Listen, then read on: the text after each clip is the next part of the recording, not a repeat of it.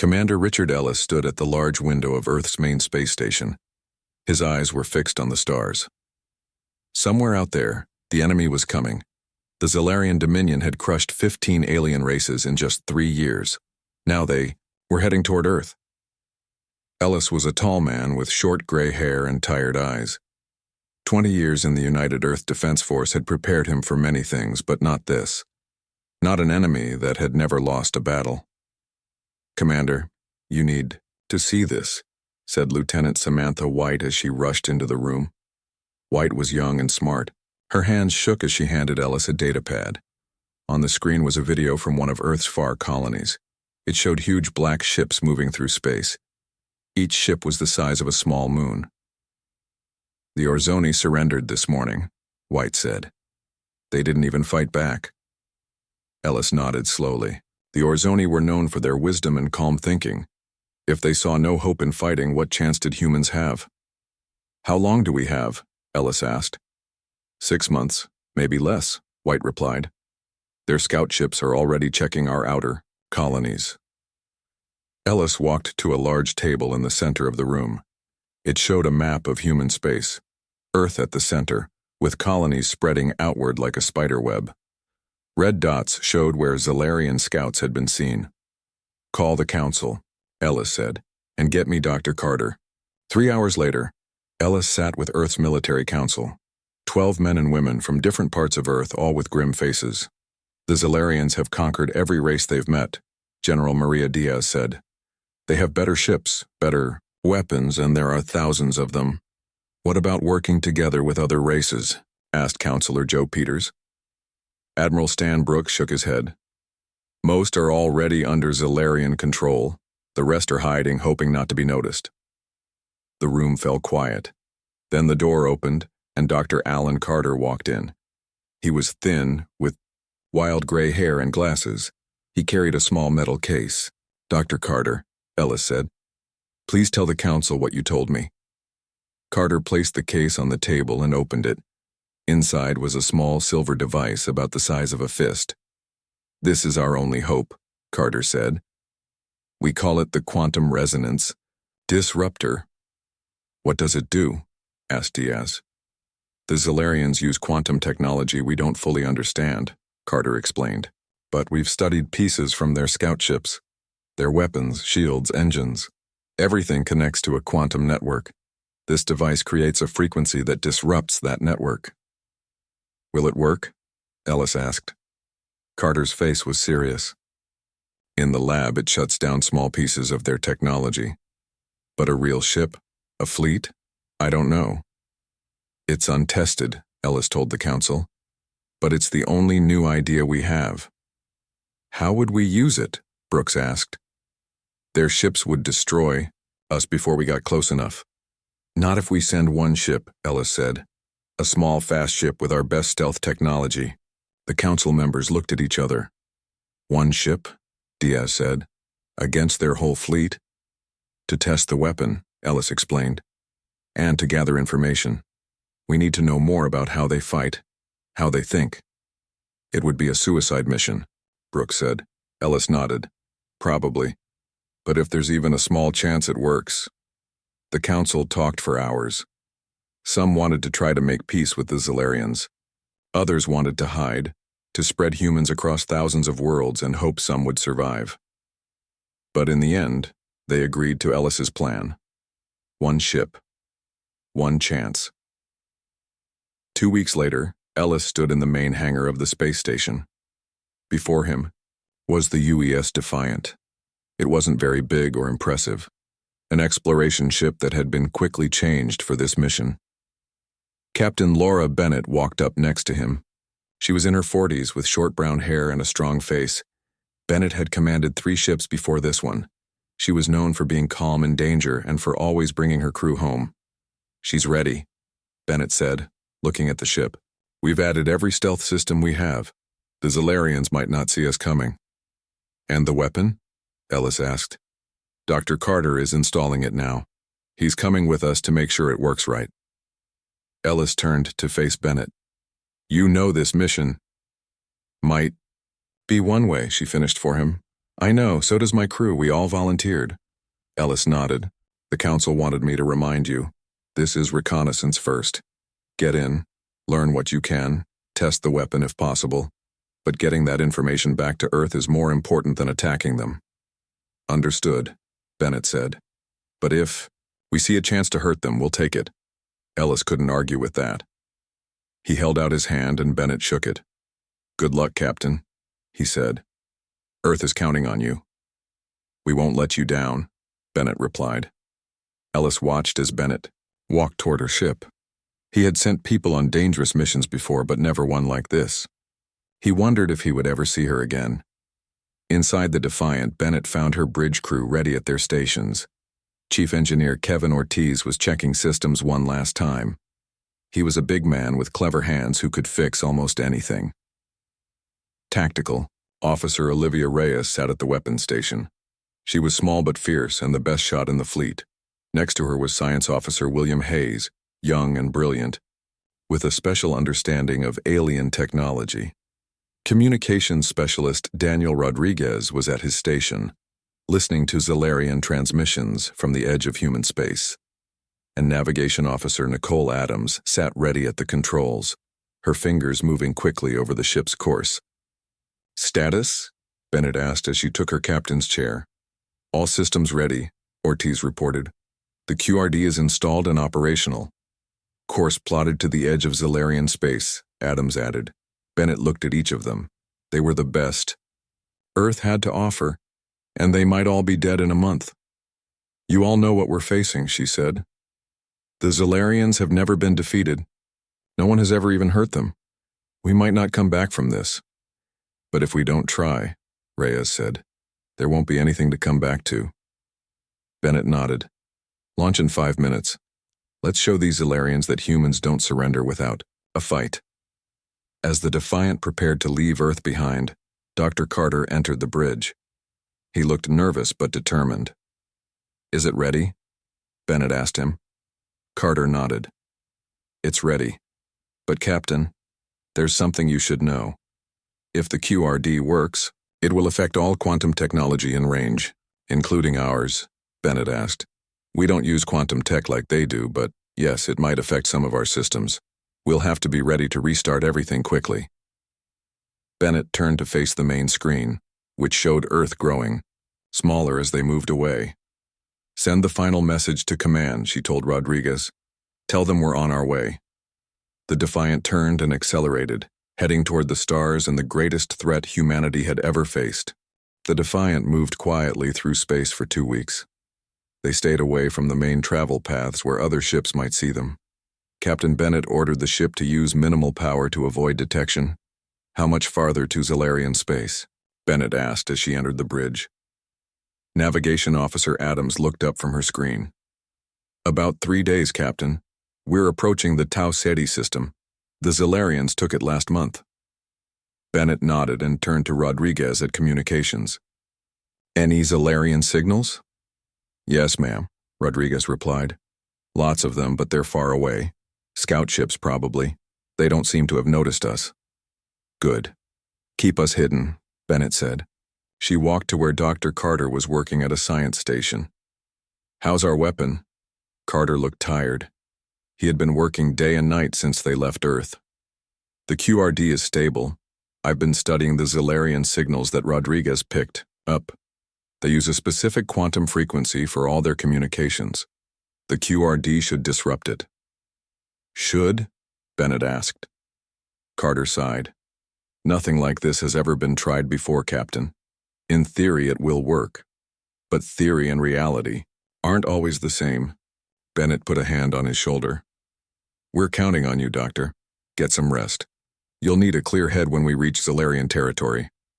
As Carter left the bridge, Engineer Ortiz called over the ship's comm system. Captain, you need to come to engineering. Bennett found Ortiz looking worried beside the ship's main power core. What's wrong? She asked. The stealth systems are using more power than we expected, Ortiz explained. At this rate, we'll have to turn something off in about a week. Either stealth, life support, or engines. Bennett frowned. Can you fix it? I've tried everything, Ortiz said.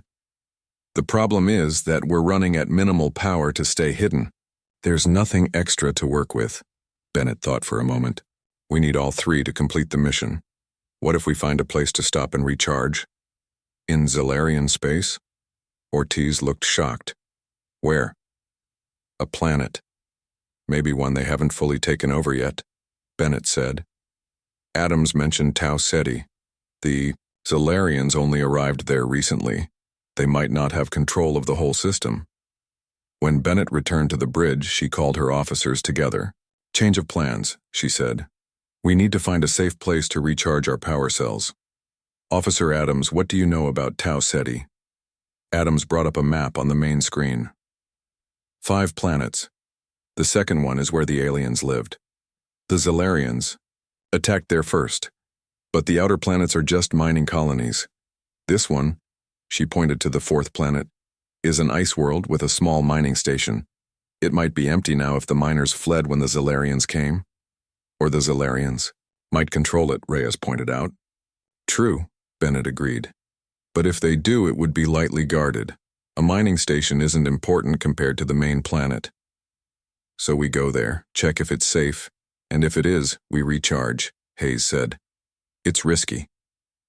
This whole mission is risky, Bennett replied. But we need full power when we reach the main Zalarian fleet. 2 days later, the Defiant entered the Tau Ceti system. They moved slowly, using asteroids for cover when possible. The main planet showed signs of Zalarian occupation, several of their large ships in orbit and new buildings on the surface. But the 4th planet seemed quiet. A small mining station hung in orbit, dark and silent. No power readings, Hayes reported after scanning the station. No life signs either. It looks abandoned, Rodriguez said. Bennett wasn't convinced. Scan, again. Check for any hidden signals. Hayes ran another deeper scan. After a few minutes, he looked up with concern. There's something there. Very faint. Some kind of automated message repeating every few hours. Let me hear it, Bennett ordered. Rodriguez worked at his console, then played the message. It was in an alien language, soft and musical. Can you translate it? Bennett asked. Rodriguez shook his head. It's not a language in our database. I think it's Cetian, Dr. Carter said from the doorway. He had come to the bridge when he heard they had reached Tau Ceti. The native species of this system. I studied them a bit before we left Earth. What are they saying? Bennett asked. Carter listened carefully. It's hard to be sure, but I think it's a warning and a call for help. Bennett made her decision. We need that power, but we go in carefully. Reyes, prepare weapons just in case.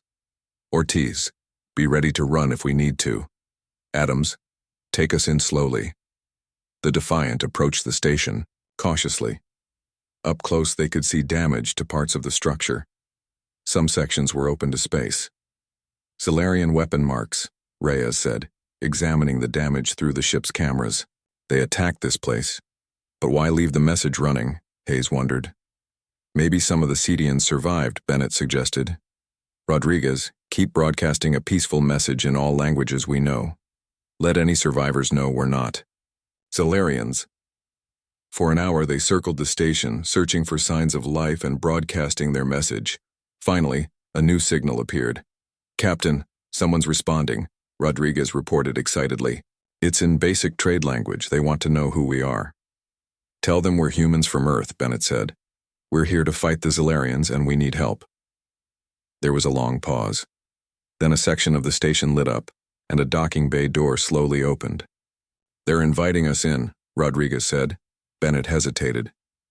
It could be a trap. But they needed power, and potential allies were too valuable to ignore. Take us in, she ordered. Reyes, Hayes, you're with me. We'll meet whoever's there. Ortiz, keep the engines ready. If anything goes wrong, get the ship out, with or without us. The Defiant docked with the station. Bennett and her team put on spacesuits and entered through the airlock. The station was cold and dark, with emergency lights providing the only illumination.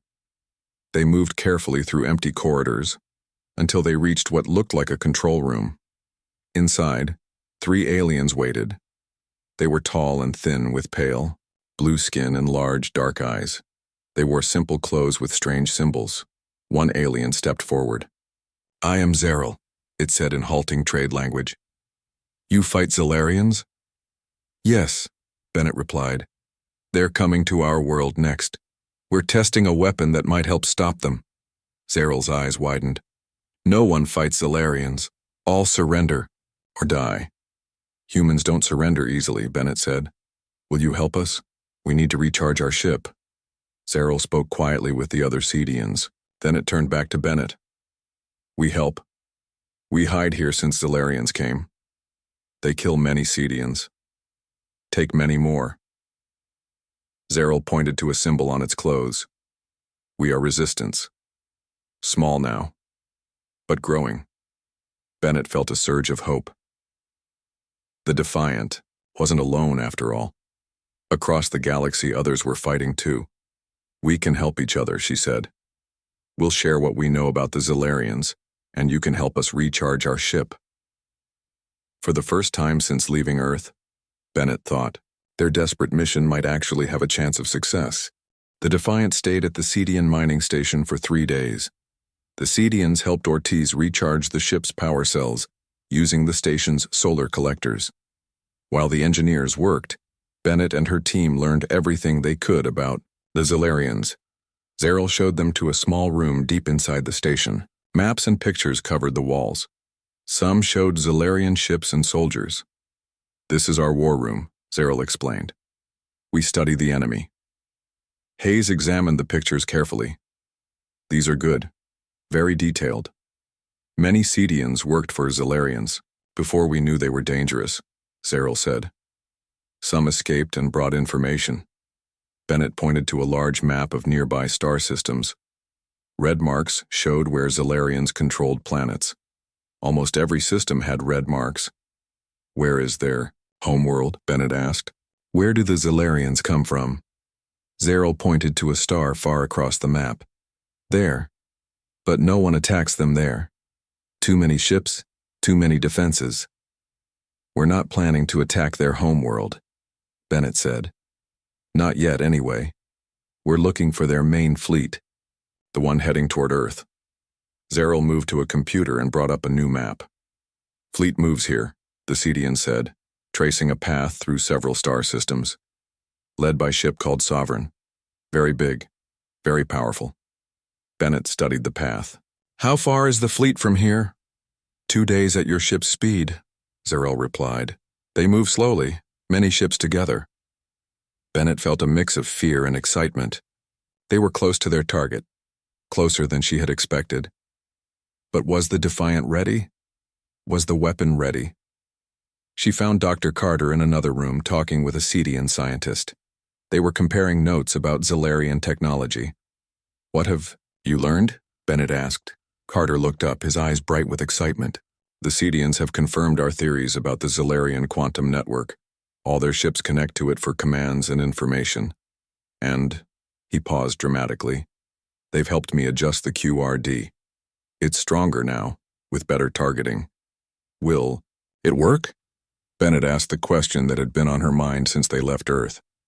"I believe so," Carter said.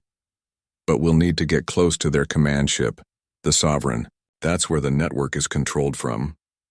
Bennett nodded. "Zeryl says the fleet is only 2 days from here. We need to finish our preparations and leave soon." The next day, the Defiant was ready to depart. The power cells were fully charged. The QRD had been improved with Cedian help. The ship's systems were running at peak efficiency. Bennett met with Zeryl one last time before leaving. "Thank you for your help," she said. "If we succeed, it could change everything. Give hope to all the worlds under Zellarian control." Zeryl nodded solemnly. "We will spread word to other resistance groups. Prepare them to act when time comes." The Cedian gave Bennett a small device. "Communication link. Very secure. Use if you survive." "When we survive," Bennett corrected with a smile. "Keep fighting, Zeryl. You're not alone anymore." The Defiant left the mining station and set course for the Zellarian fleet. They traveled at maximum stealth, sensors constantly scanning for enemy ships. As they got closer to the fleet's expected path, they began to detect traces of Zalarian communications. Lots of signals ahead, Rodriguez reported. Getting stronger, we must be getting close. Slow to half speed, Bennett ordered. Tactical display on main screen. The screen showed a vast area of space ahead of them. Tiny dots appeared, first a few, then dozens, then hundreds. My God, Adams whispered. There are so many of them. The Zalarian fleet spread across space like a swarm of deadly insects. Massive warships formed the center, surrounded by smaller cruisers and fighters. At the heart of the formation was a ship that dwarfed all others, the Sovereign. It's enormous, Hayes said, checking the sensor readings. That command ship is at least 20 times the size of our largest Earth vessel. Bennett studied the formation, looking for weaknesses. How's their detection grid? Can they see us? Hayes shook his head. I don't think so. They're looking for large ships or fleets, not something as small as us. And our stealth technology seems to be working. We need to get closer to the Sovereign, Bennett said. Dr. Carter, what range does the QRD need to be effective? Carter looked nervous as he examined the tactical display. Closer than I'd like. We need to be within 5,000 kilometers for maximum effect. That's practically inside their formation, Reyes protested. I know, Bennett said, but we have one advantage. They're not expecting us. They don't think anyone would be crazy enough to attack them. The crew fell silent, considering the dangerous task ahead. Finally, Bennett spoke again. Here's the plan. We'll approach from below their main plane of movement. Most of their sensors will be focused forward and to the sides.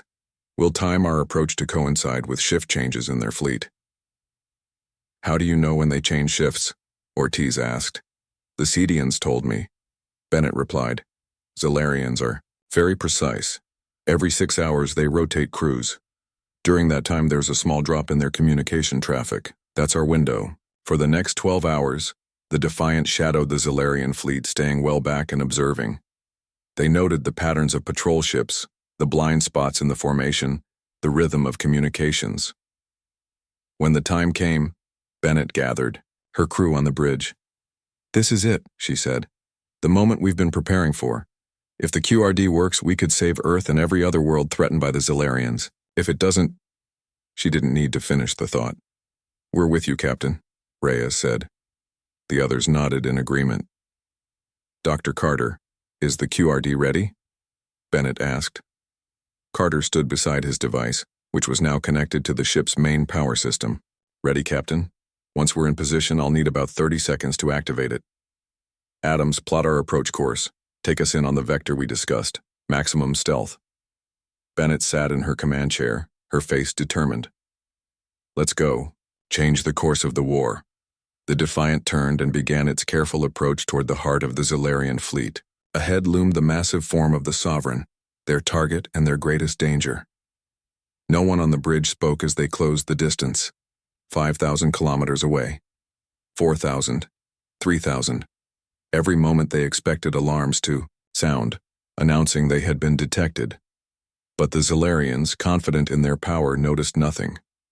2,000 kilometers, Adams reported quietly. We're in range. Bennett looked at Carter. Now, Doctor, activate the QRD. Dr. Carter's hands moved quickly over the controls of the QRD. The device hummed softly as it powered up. Lights on its surface changed from red to green. Power at 20%, Carter reported. 40%. 60%. The humming grew louder. 80%. Almost there. Everyone on the bridge was tense. They were deep inside enemy territory, closer to the Zalarian command ship than any non-Zalarian vessel had ever been. Something's wrong, Rodriguez suddenly said from his communications station. The Zalarian signals are changing, getting stronger. He looked up with fear in his eyes. I think they've spotted us. How? Bennett demanded. Our stealth systems are working perfectly. Hayes checked the sensors. It's not us they've detected. It's the QRD. It's giving off a unique energy signature as it powers up. Carter, how? Much longer? Bennett asked urgently. 20 seconds, the scientist replied. We can't stop now or we'll have to start over. Incoming message, Rodriguez reported. They're ordering us to identify ourselves and power down immediately. Ignore it, Bennett said. Reyes, prepare defensive measures. Ortiz, get ready for emergency power to engines once the QRD fires. Adams, plot an escape course. Alarms began to sound throughout the ship as the Zalarians sent more urgent messages. On the main screen, they could see several smaller Zalarian vessels turning toward them. QRD at 95%, Carter said, his voice remarkably calm despite the danger. 98, 99. They're charging weapons, Reyes warned. 100%, Carter announced. QRD is fully charged and ready. Bennett took a deep breath. Fire. Carter pressed the final control. For a moment, nothing seemed to happen. Then a wave of strange, shimmering energy burst from the Defiant. It spread outward in all directions like ripples in water. When the wave hit the nearest Zalarian ships, their lights flickered. As it reached the Sovereign, the entire massive vessel seemed to shudder. It's working, Carter exclaimed. Their quantum network is destabilizing. On the tactical display, they watched as system after system on the Zalarian ships began to fail. Weapons powered down. Engines stuttered and stopped. Communications fell silent. They're disabled, Hayes confirmed, checking the sensor readings. The QRD affected all of them, but their victory was short-lived. Alarms blared on the Defiant as the ship's own systems began to fail. We're losing power, Ortiz reported. The QRD is affecting our systems too, just like Carter warned.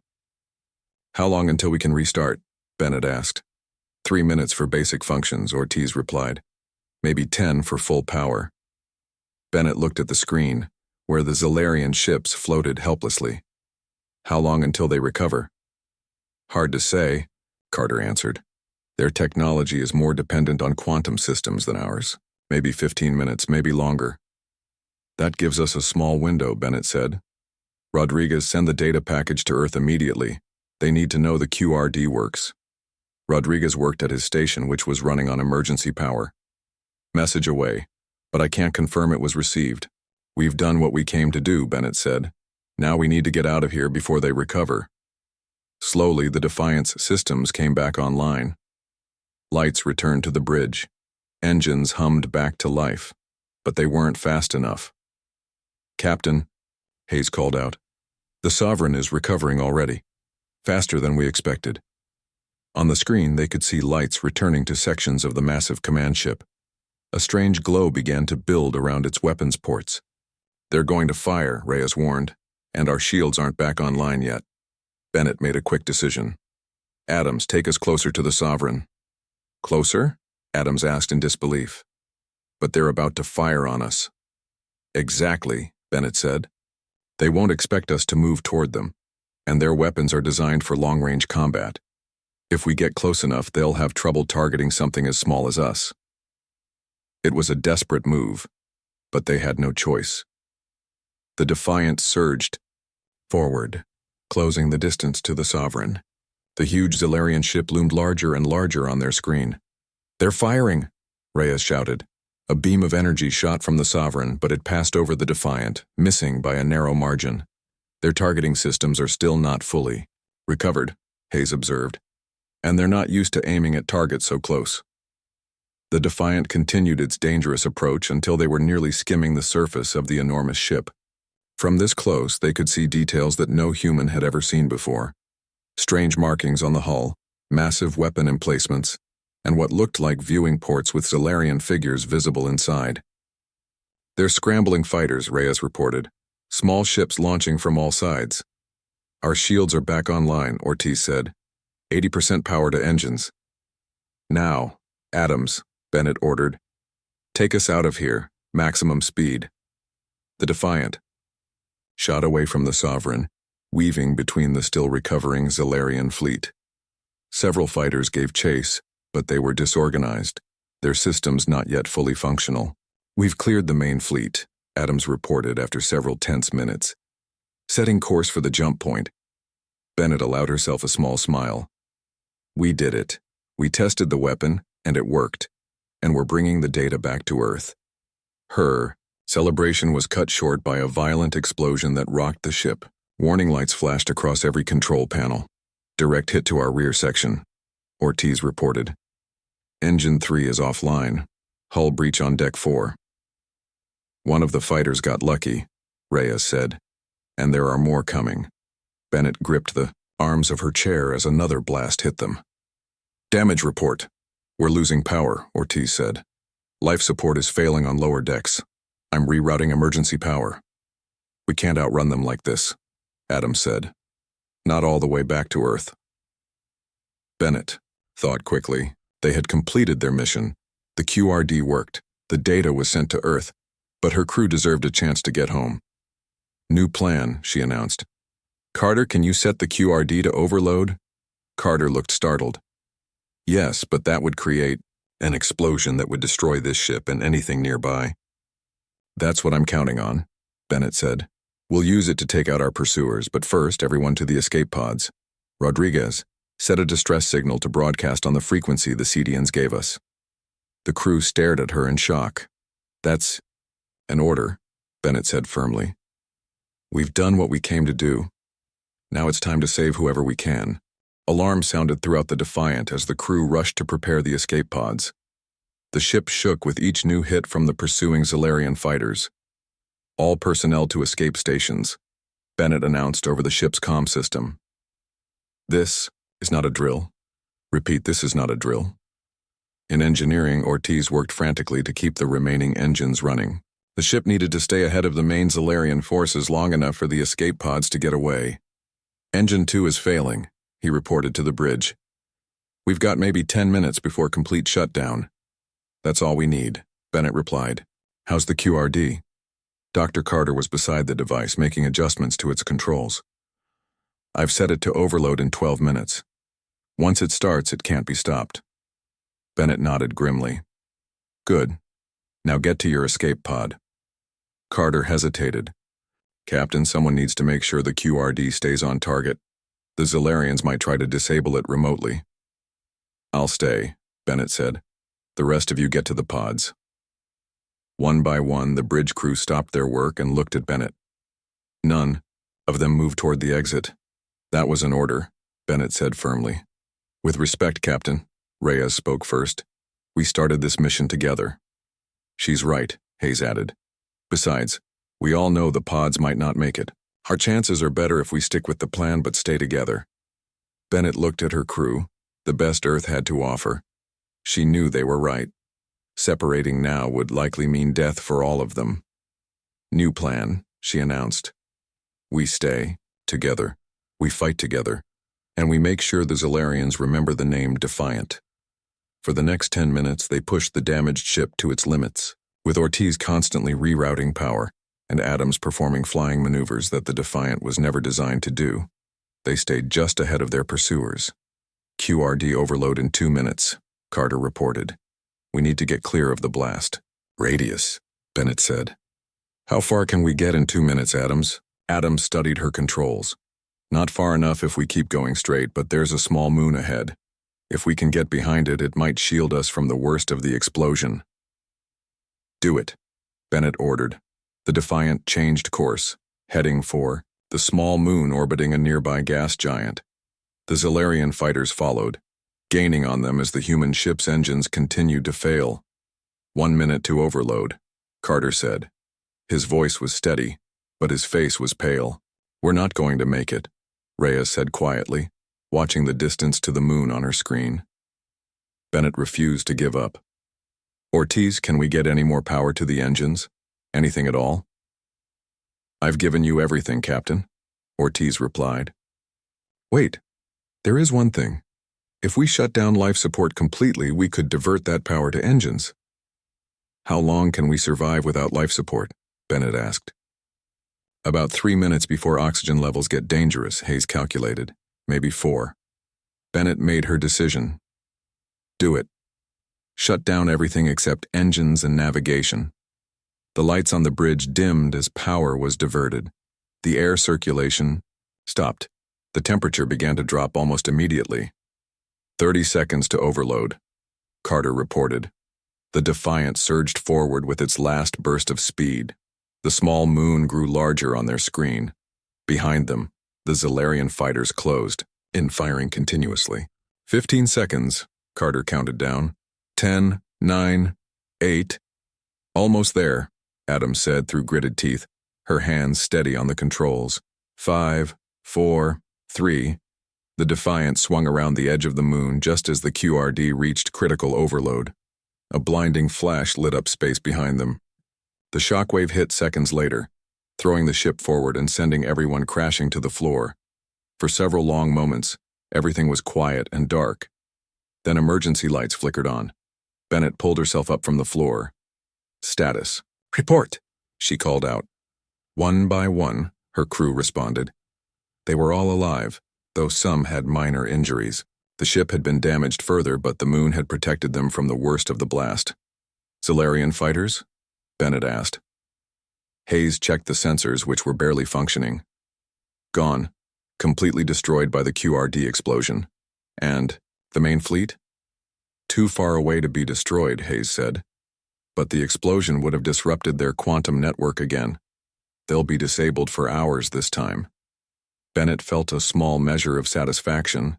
They had struck a serious blow against an enemy that had never known defeat, but they were still deep in enemy territory with a crippled ship. Life support? She asked. Restarting now, Ortiz reported. But we don't have enough power for engines. We're drifting. Just as the situation seemed hopeless, Rodriguez called out from his station. Captain, I'm picking up a signal. It's on the CDN frequency. Put it through, Bennett ordered. A familiar voice came over the comm system. Defiant, this is Zarel. We received your distress call. Resistance ships are approaching your position. Prepare for rescue. Bennett could hardly believe what she was hearing. Zarel, how did you get here so fast? We were not the only resistance, Zarel replied. Many groups, many systems, all waiting for sign of hope. Your attack on Sovereign was that sign. Now all resistance moves together.